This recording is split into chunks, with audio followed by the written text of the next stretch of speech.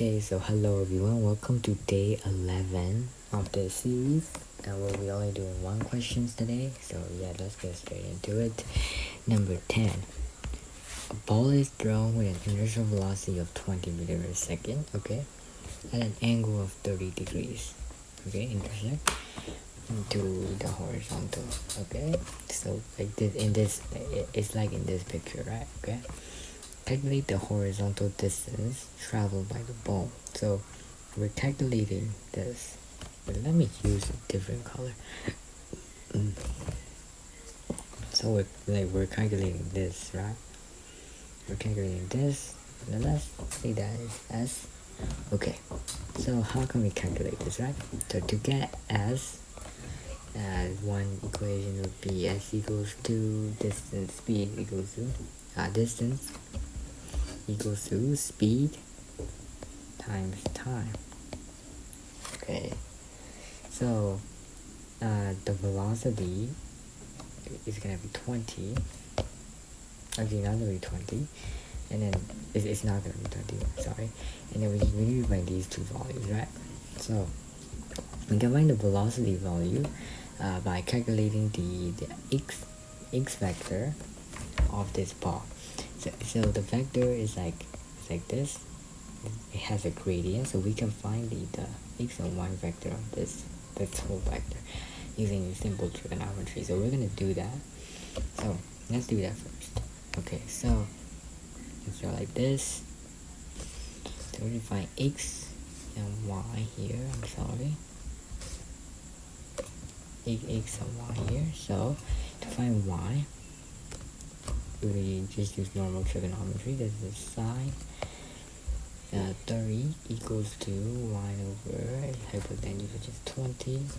So to get y, we just multiply 20 by sine 30, and then I'll just use the calculator for that, and then that would be 10 meters per second upwards, and let's find x in the process too. And to find x, it will be cosine.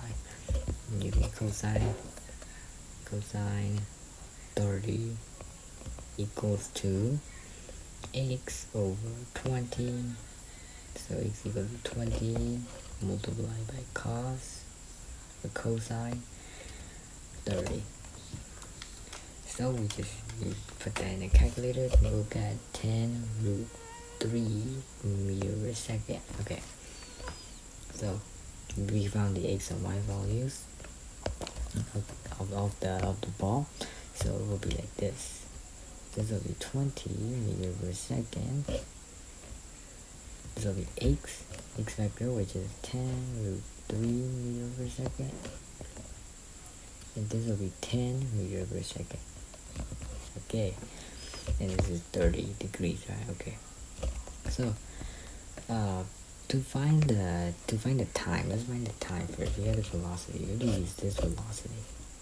Okay, to find the time, we let's just use let's try to find the time, right? So let's use this equation. Actually, this equation might work. S equals to ut plus 1 over 2 AD square. So we know u, right? So we know u and s. So to get u and s, we just need to think it like the velocity, the horizontal velocity of the y vector is gonna go up, and the y coordinate of the ball is gonna go up and down, and the y coordinate will be the same from here to here. And now that's the trick, right? The height doesn't change after the throw, right? The height increases and it decreases again, and it's the same height as before. So for the y vector, the displacement is 0.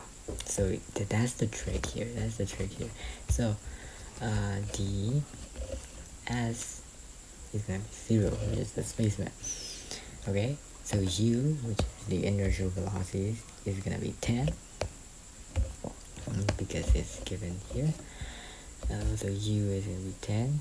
Okay, so we're finding t. We know u and s. Now what is a, right? What's a? Acceleration. So the ball is being acted by gravity, and gravity just has its own acceleration, and the ball, the gravity is pointing downwards, so it's gonna be negative acceleration, negative 0.8 meter per second square. I'm sorry, I didn't put any units. Okay, so now we just find time, which is so this time will be the time where the ball stops right here, and then we'll actually get two values of time, this value and this value, because the displacement is 0 in both values. Displacement is 0 in both the same height, right? Yeah, it's kind of like a parabola, kind of like a square function, if you know what I mean.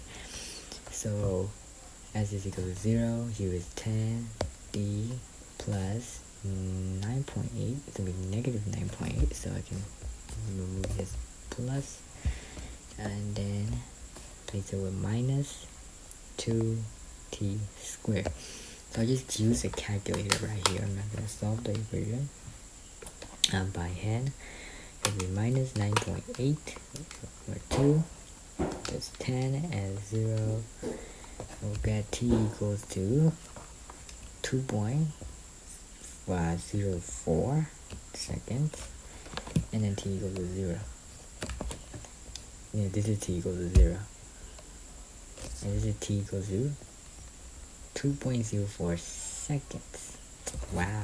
Okay, so we found time, so we can reject this value, it's fine, so we just only use this value. Okay, so alright, so we know time, so to find the displacement or the distance, we need velocity and time.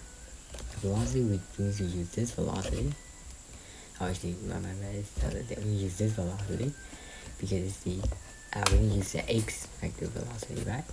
Because this vector, or this x direction vector, is responsible for the horizontal the movement. So we need to use this velocity. We can't use this velocity. We need to use this velocity, right? So it's 10 root 3 multiplied by 2.04. And then I'll just use the calculator with this one. And 10 root 3 multiplied by 2.04. This will get 35.3. Let's do it 35.3 meters. So the ball will travel for 35.3 meters this way, and then the ball will land at 2.04 seconds. So this is the answer to these questions, guys. So hope you guys enjoy this video. So yes, we'll see you tomorrow. So goodbye.